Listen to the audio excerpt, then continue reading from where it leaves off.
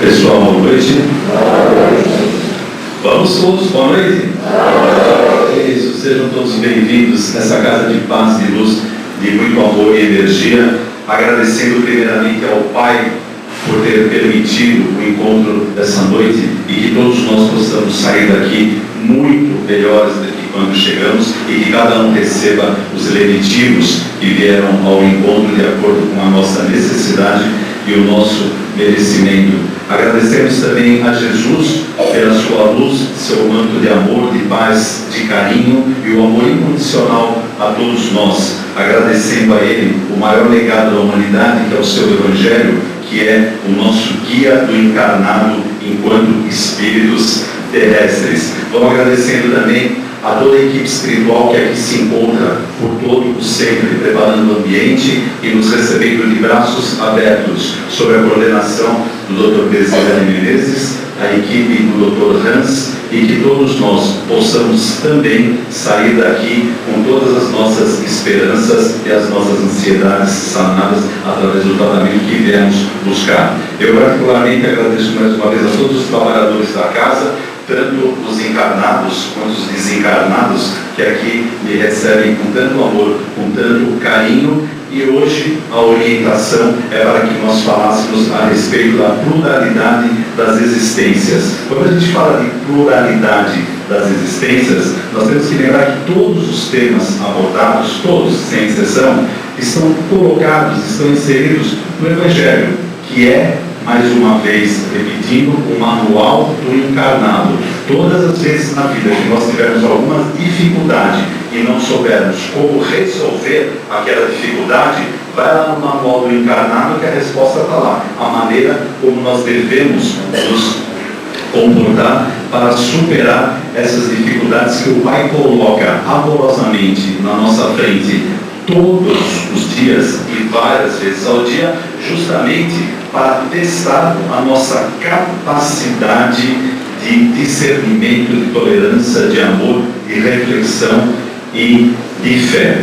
Quando a gente fala em Jesus, a gente lembra que o Evangelho de Jesus nada mais é do que a materialidade daquilo que ele representou, aquilo que ele trouxe, aquilo que ele exemplificou enquanto encarnado. Então a gente fica pensando, se hoje o Evangelho de Jesus, o Evangelho do Cristo, é um guia, é um orientador nas nossas mãos, a gente fica imaginando como seria o comportamento e a vida, a ansiedade e o amor daqueles que circularam, aqueles que conviveram com Jesus há 2000 anos, quando da sua mais recente reencarnação. Então eu fico pensando assim, imagina só que bom seria se todos nós tivéssemos Jesus ao nosso lado. Nós o temos, porém, que bom seria se nós pudéssemos encontrar Jesus, ter Jesus materializado ao nosso lado. Olha só, uma dificuldade qualquer, a gente pega o celular e liga para Jesus. Ou então, está difícil, está complicado, dá uma passada na casa de Jesus e bate um papo com ele lá, para ele dar uma orientada, para ver como a gente vai superar aquela dificuldade. E isso nós temos, não evidentemente Jesus materializado, mas plasmado ao nosso lado, porém, há 2000 anos, não só os apóstolos, como todo aquele povo, eles contavam com a presença material de Jesus.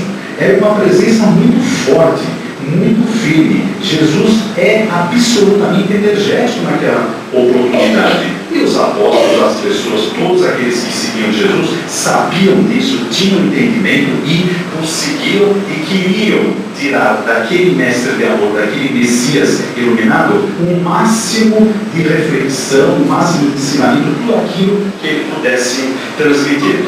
Porém, havia uma preocupação dos apóstolos. Por quê?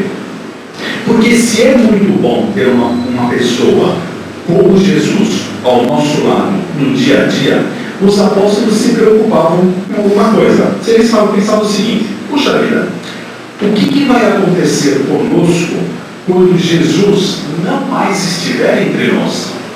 Isso era uma dúvida e preocupava os apóstolos. Então eles estavam muito preocupados. Numa reunião, no final de tarde, Jesus estava com os apóstolos reunidos e um deles, Tiago, perguntou para Jesus o seguinte: meu bom mestre, o que será de nós quando não mais estiveres entre nós? Ou seja, de uma maneira carinhosa, ele perguntou para Jesus assim: Jesus, como é que nós vamos nos virar quando você partir dessa para uma maior? Exatamente isso. Como que ficaria aquele povo, como ficariam aqueles apóstolos, como ficaria toda aquela comunidade dependente daquele amor de Jesus, quando o mestre partisse e retornasse agora para a pátria espiritual? Era uma preocupação. Jesus já esperava esse questionamento. Jesus já entendia aquela dúvida, porque Jesus conhece cada um de nós, não o íntimo da nossa alma. Jesus conhece o pensamento da mitocôndria, do dedão do pé de cada um de nós. Então, quando nós imaginamos que vamos pensar alguma coisa, Jesus já sabe o que nós estamos querendo, aonde nós pretendemos chegar. Diante daquela aflição, daquela preocupação, Jesus falou o seguinte para os apóstolos: se me amares e respeitares os meus ensinamentos, eu rogarei ao meu Pai, e Ele vos enviará um outro Consolador, um Espírito de verdade, que já existe entre vós, porém não os vê, porque não me entende. Mas eu rogarei ao meu Pai, e Ele vos enviará esse outro Consolador, que permanecerá entre vós para todo o sempre. Falará em meu nome, e vos fará lembrar de tudo que tenho dito. Essa é uma passagem clássica do Evangelho de Jesus, que é o Consolador prometido. Jesus nada mais estava fazendo do que prometendo um consolo futuro para aqueles que o amarem e respeitar os ensinamentos, tal como ele o fez nos moldes do Sermão do Monte. Se nós pegarmos o Sermão do Monte é o maior legado da humanidade. O Sermão do Monte é a obra literária mais completa e mais perfeita que existe na face da Terra. O Sermão do Monte foi plasmado milhões de anos antes do reencarne de Jesus. O Sermão do Monte nada mais é do que promessas futuras para comportamento atual. O Sermão do Monte nos faz refletir acerca daquilo que receberemos de acordo com o nosso comportamento atual. Em todas as 8 bem-aventuranças, quando Jesus diz: bem-aventurados os humildes, os pobres de espíritos, porque verão o reino de Deus, ele está justamente prometendo para aqueles humildes, para aqueles que sofrem, para aqueles que são pacíficos, alcançar o reino de Deus. Ou seja, o teu comportamento de agora refletirá nas recompensas do futuro. Mas qual futuro? Quando que vem esse futuro?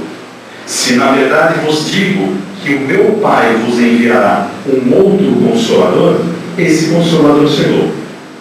2000 anos depois, através da codificação kardecista, o professor Rivail, convidado para participar de uma sessão, entre aspas, de circo, porque naquela época as mesas giravam, as mesas se mexiam, e o professor Rivail falava que isso era espetáculo circense, porque somente algo lógico poderia ser explicado cientificamente.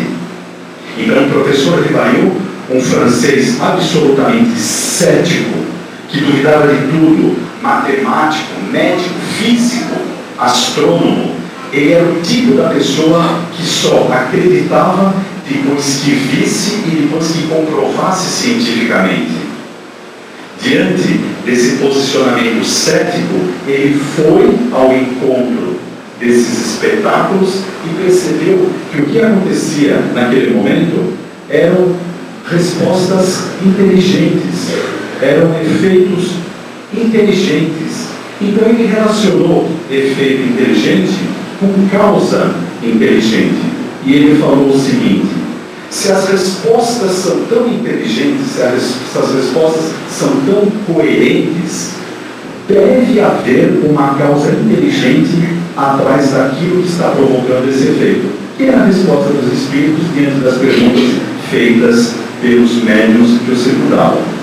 A codificação da doutrina dos espíritos veio através do professor Kardec por dois grandes motivos. Primeiro, que ele era uma pessoa absolutamente cética, duvidava até da sombra dele, e era exatamente isso que a espiritualidade queria. Segundo, porque nasceu no berço cultural da Europa. A Europa, como sendo o berço do mundo, toda a cultura milenar, ela se concentrava em Paris. Lá que nasciam as grandes ideias, as grandes descobertas e as grandes evoluções em termos de ciência, tecnologia, de humanidade. O professor Rivail, então, fez a codificação através das mensagens do Espírito da Verdade e foi publicado um livro dos Espíritos. E a partir daí, uma série de 5 livros que caracterizam o nosso Pentateuco, que nada mais é que a codificação da doutrina dos Espíritos. Aquela promessa de Jesus, aquele Consolador prometido, veio 2000 anos depois, trazido por Espíritos da Verdade para que fosse materializado pelas mãos de Kardec. Nada mais é que a terceira grande revelação do planeta, a nossa doutrina dos Espíritos. Quando nós pegamos a doutrina dos Espíritos, e ela não foi codificada por Kardec à toa, nós temos que entender que essa doutrina, ela é um misto, é uma mescla de religião, filosofia e ciência. Ora, se nós pegarmos os pilares de sustentação da doutrina dos Espíritos, nós vamos ver que alguns elementos dessa revelação, eles são absolutamente questionáveis, ou pelo menos o eram. Quando nós falamos, por exemplo, da reencarnação, quando nós falamos, por exemplo, da comunicação com os mundos invisíveis, quando nós falamos, por exemplo, da transprogressão dos corpos. Mas as bases fundamentais da doutrina dos Espíritos é a prática do amor, é a prática da caridade, é a lei de ação e reação, é a pluralidade das existências, é a eternidade do Espírito e um Espírito criado anterior ao corpo. Nós somos eternos para todos sempre, enquanto espíritos, mas não em termos de matéria. Ora, o professor Rivail, agora com o pseudônimo de Allan Kardec, publicando toda essa doutrina espiritual, ele se preocupava demais com a comprovação científica de tudo aquilo que foi trazido pelos espíritos. Ele se preocupava pelo caráter técnico que ele tinha e se preocupava muito mais por estar trazendo algo novo para a humanidade. E ele pagou um preço muito caro por isso. Como ele era absolutamente técnico, cético e lógico, ao publicar esses livros com pseudônimo, porque a doutrina dos Espíritos não é kardecista, a doutrina dos Espíritos não é ideia de Kardec, então nós vamos tomar muito cuidado, porque antigamente, bem antigamente, aí, quando a gente estava numa reunião, quando estava numa festa e alguém perguntava a nossa religião, a gente ia falar espírito, mas estava meio engolida. Por quê? Porque ser espírita, há um tempo atrás, era perigoso. O pessoal dava um passo para trás assim, já te olhava e falava, espírita, mesa branca, para ver que não é, mesa branca, fala com morto. Então o pessoal já ficava com um certo preconceito ou uma certa preocupação quando nós falávamos que éramos espíritas, né?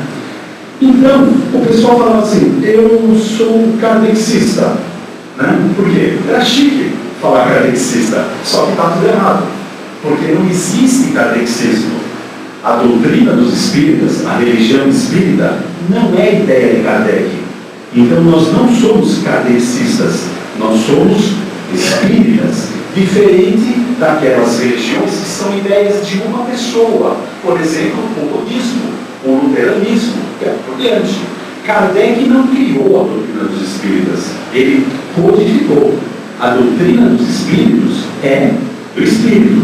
Então hoje não, mas hoje também está bonito, né? Hoje está mais chique, né? Hoje com esse monte de novela, Além do Tempo, as noveladas daí, a gente chega e fala assim, eu sou espírita, dá até um certo status, né? O pessoal começa a perguntar da novela, quer saber o que vai acontecer, se é aquilo mesmo. Então hoje nós somos espíritas, por quê? Porque a divulgação da doutrina, ela está cada vez maior e já está começando a acontecer aquilo que o Emmanuel falou para o Chico.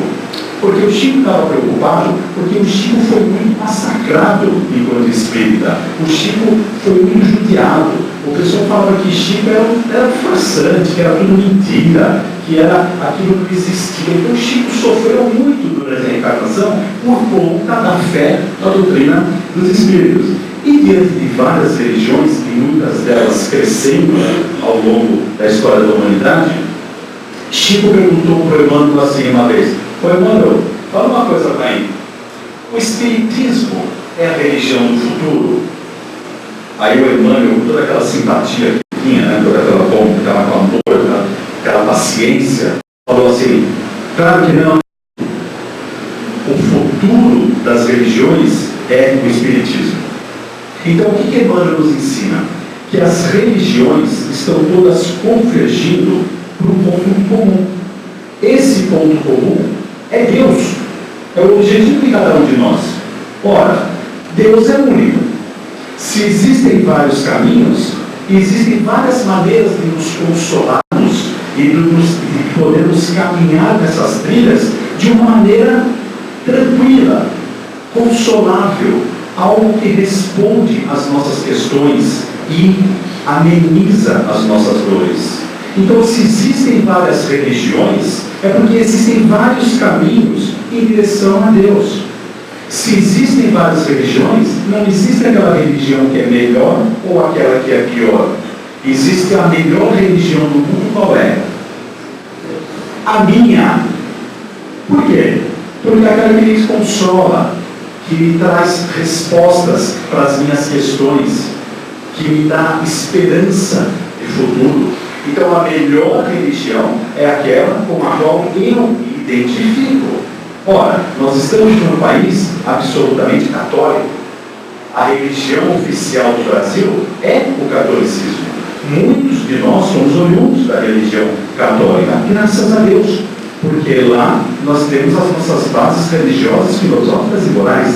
E é a partir do conhecimento de uma determinada religião que nós podemos divagar, nós podemos questionar e buscar as respostas lógicas para aquilo que procuramos. Ora, quando Emmanuel disse para o Chico: o futuro das religiões é o Espiritismo, nós estamos vendo isso acontecer agora. Estamos todos caminhando em direção a Deus com bases na caridade, no amor ao próximo, no amor ao Pai, na ação e reação, no crescimento e amadurecimento do nosso espírito.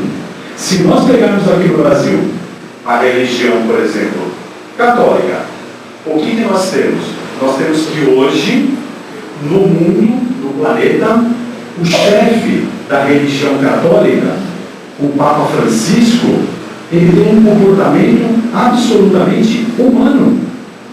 O Papa Francisco, ele é espírita.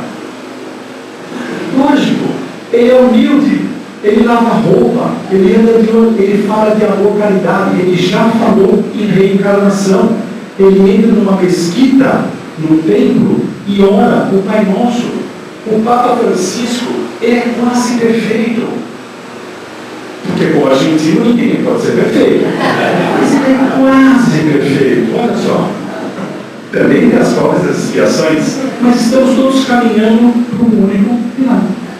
Ora, se o ponto é Deus, as bases de sustentação da minha religião tem que vir ao encontro das minhas ansiedades. E Kardec, quando codificou a doutrina dos Espíritos, ele foi muito lógico. A sua ansiedade representa a tua fé. A tua fé tem que ser raciocinada. Não engula, não acredite em tudo que lhe disserem, se não puder ser comprovado cientificamente. Então essa doutrina maravilhosa codificada por Kardec, quando estudamos, quando praticamos, nós vamos buscar a compensação científica daquilo que nos é colocado. Por exemplo, a religião católica nos fala a respeito da ressurreição. A ressurreição não é comprovada cientificamente, não pode ser comprovada pela medicina, pela ciência. Então nós não aceitamos a ressurreição. Porém, a religião espírita nos fala da reencarnação. A reencarnação é comprovada cientificamente. Hoje, pouco se discute a respeito da veracidade da reencarnação, porque já está comprovado cientificamente que ela existe. Um médico americano, um neurobiologista, professor Ian Stevenson, tem mais de 3.000 casos estudados, onde ele comprova cientificamente, e o professor Ian Stevenson não é espírita, e ele comprova cientificamente a reencarnação, através de experiências, através de relatos pessoais, através de lembranças de crianças e através daquilo que se chama EQM. EQM é a sigla de experiência de quase morte. Esse EQM é aquela história de pessoas que ficam em coma durante muito tempo.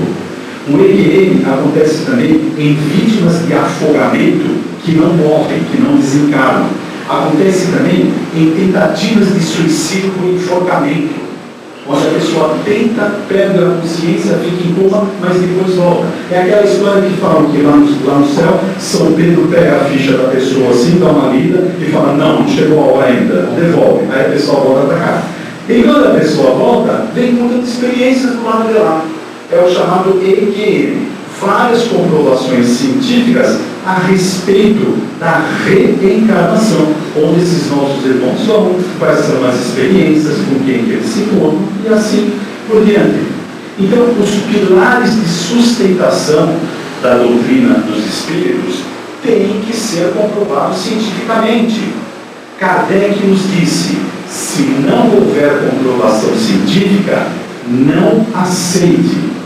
É preferível você rechaçar 10 verdades do que aceitar uma mentira. Agora, imagina Kardec, quase 200 anos atrás, lidando com reencarnação, lidando com o mundo invisível, lidando com o mundo dos espíritos. Que dificuldade para um professor de 60 anos de idade lidar com temas que fugiam tanto da sua lógica universitária. Porém, o estudo de Kardec ao longo da codificação, as experiências que ele percorreu e os estudos aprofundados que ele fez com que, se você for a Paris, que eu não aconselho muito nos dias de hoje, se você for a Paris, porém é melhor antes que acabe, né? Se você for a Paris, lá no cemitério de Paris, no túmulo de Kardec, tem uma mensagem escrita no túmulo de Kardec que fala assim: nascer, morrer, renascer ainda, evoluir sem cessar, tal é a lei. O que está escrito no túmulo de Kardec? Reencarnação. Então, para ele poder escrever aquilo no túmulo dele, que era absolutamente cético e duvidava de tudo, é porque ele já desencarnou com uma convicção da realidade da reencarnação. Ora, a reencarnação nada mais é do que a oportunidade que o espírito tem de lapidar valores éticos, morais, espirituais. Se nós reencarnamos e sabemos que Jesus também reencarnou, é por uma necessidade espiritual e por uma vontade do Pai. Porque nós fomos criados todos espíritos simples e ignorantes.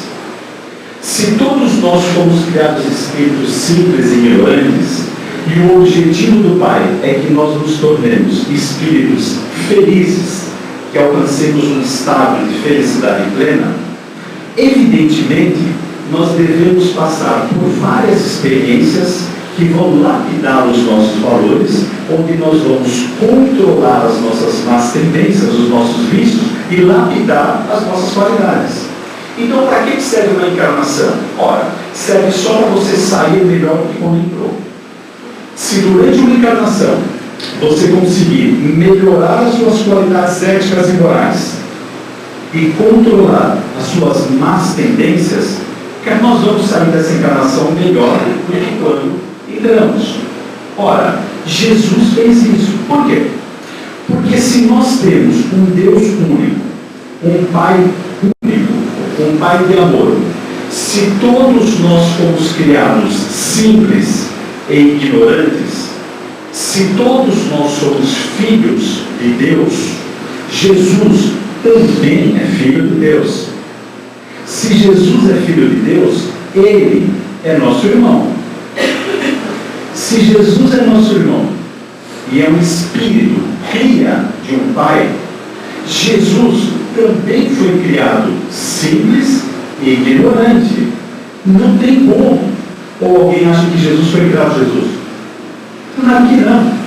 Jesus foi criado simples, ignorante, evoluiu espiritualmente ao longo das encarnações que lhe foram próprias e está no patamar que está. Ora, o nosso entendimento atual, a nossa capacidade de percepção e entendimento, ela é limitada.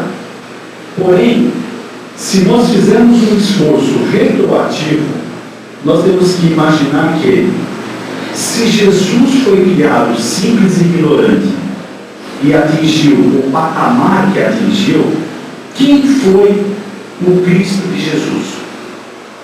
Quem deu o exemplo para Jesus seguir? Quem foram os mentores de Jesus? Quem escreveu o manual para Jesus seguir? Então Jesus também passou por todas as nossas experiências, também passou pelas nossas dificuldades. Não tem como ser diferente. E a vida não termina, porque se o Espírito é eterno, e hoje Jesus atinge um patamar extremamente elevado, o que será desse Espírito de luz daqui para frente? É o fim? Evidentemente que não. Então nós estamos limitados no entendimento da nossa capacidade entre o existir e o continuar. Mas nós não temos aquela noção de conjunto. E quão antiga é a experiência de vida. E quão antiga é a reencarnação e a oportunidade de crescimento. Ora, se Jesus passou por todas essas experiências que nós já passamos, e hoje é o Espírito que é, se nós estamos passando por todas essas experiências que estamos passando, e vamos continuar, se Deus quiser, passando por mais experiências, nós só conseguimos elaborar os nossos valores éticos e morais através dessas experiências, que para nós, por enquanto, se chama reencarnação. Ora, se Deus é Pai, se Deus é justo, se Deus é bom, como que nós explicaríamos Ele colocar filhos no mundo como uma única oportunidade encarnatória e você ter do teu lado pessoas com graves deficiências físicas, éticas, morais e outros tão elevada capacidade ética física? Como é que pode tentar justificar uma única encarnação, ter pessoas atletas encarnados e outros com gravíssimas debilidades físicas? Como é que nós conseguimos entender, como é que vamos justificar na nossa atual condição encarnatória pessoas que reencarnam como a luz do Chico, a luz de Madre Teresa, a luz de Irmã Dulce, ao lado de pessoas como Idi Amin, Hitler?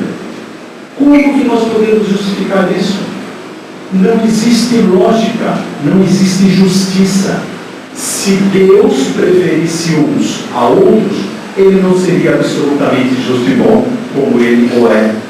Então todos nós temos as mesmas oportunidades, em diferentes fases da nossa evolução espiritual.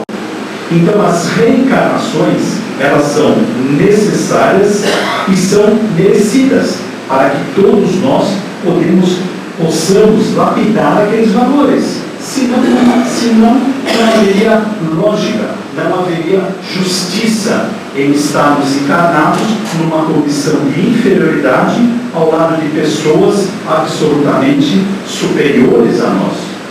Ora, a lógica da reencarnação nos diz que as várias oportunidades de crescimento são dadas a todos. Todos nós vamos passar por experiências boas e experiências não tão boas.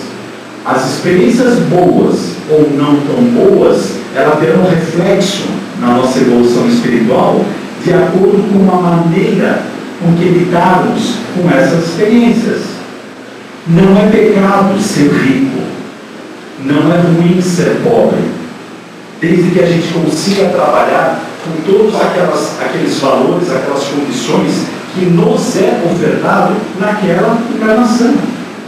As pessoas falam, mas eu quero, na outra encarnação, eu quero nascer rico, eu quero ter muitos bens. Hoje, por aí, você não consegue andar em casa lotérica, porque a fila está quilométrica.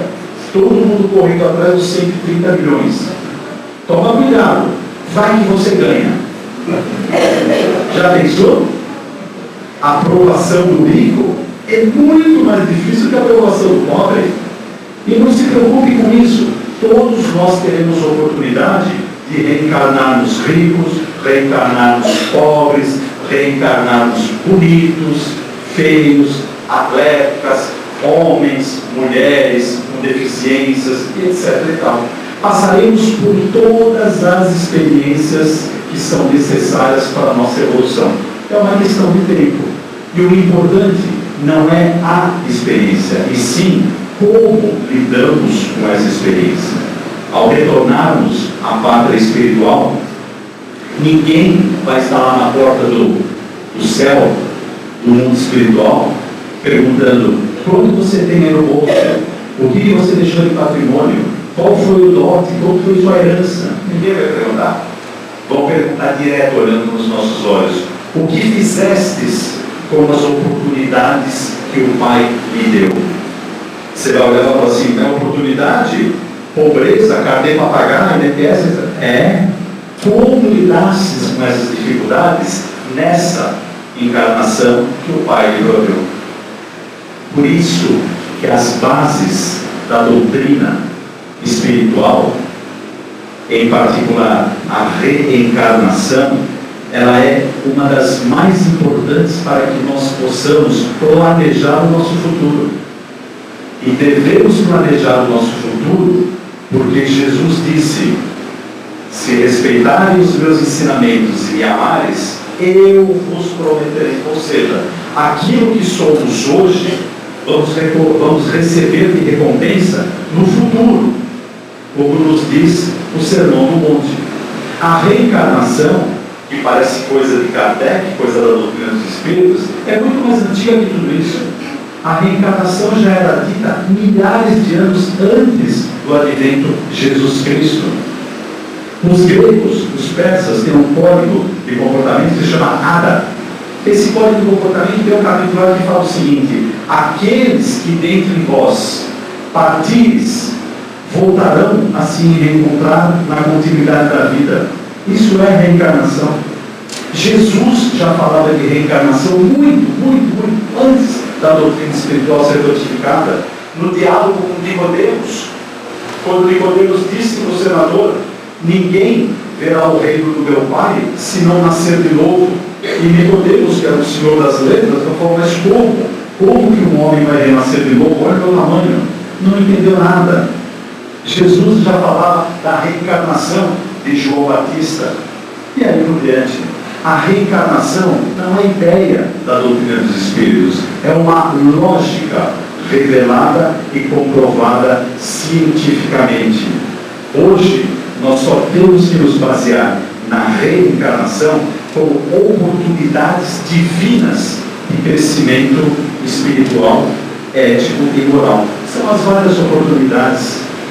Por que Como agiria aquele que erra a vida inteira? Como agiria aquele que pratica o bem a vida inteira? Se nós pegarmos mais uma vez Madre Teresa de Calcutá, onde vocês acham que Madre Teresa está agora? Onde vocês acham que está o Chico? Onde você acha que esse pessoal de boa está? Em planos espirituais absolutamente elevados. Onde que está Hitler? Idi Amin? Aqueles malucos que se explodiram lá em Paris. Onde vocês acham que eles estão? Não estão tão bem hoje quanto Chico, como Madre Teresa, etc. E tal. Porém, esses nossos irmãos de conduta inadequada, eles são filhos de Deus, são espíritos como nós, que estão em evolução. E como filhos de Deus, Deus seria injusto se condenasse um filho a um castigo eterno. Todos teremos as nossas oportunidades de crescimento. Todos teremos as oportunidades de acordo com o nosso merecimento e a nossa necessidade. O que nós precisamos é entender o estado atual da nossa condição, entendermos que Jesus é nosso exemplo, Jesus é o nosso mestre, Jesus é o nosso guia.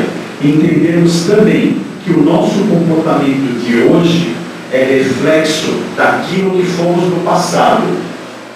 E receberemos no futuro aquilo que estamos praticando, plantando hoje.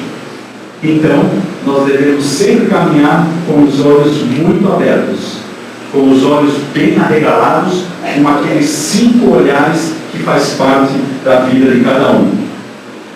Durante a vida, olhe sempre para trás com gratidão. Olhe para dentro com constrição. Olhe ao redor com misericórdia. Olhe para o alto com louvor. Mas olhe para a frente com fé e esperança. Uma boa semana a todos, bom tratamento e que as bênçãos do Mestre Jesus continuem sobre cada um de nós. Obrigado.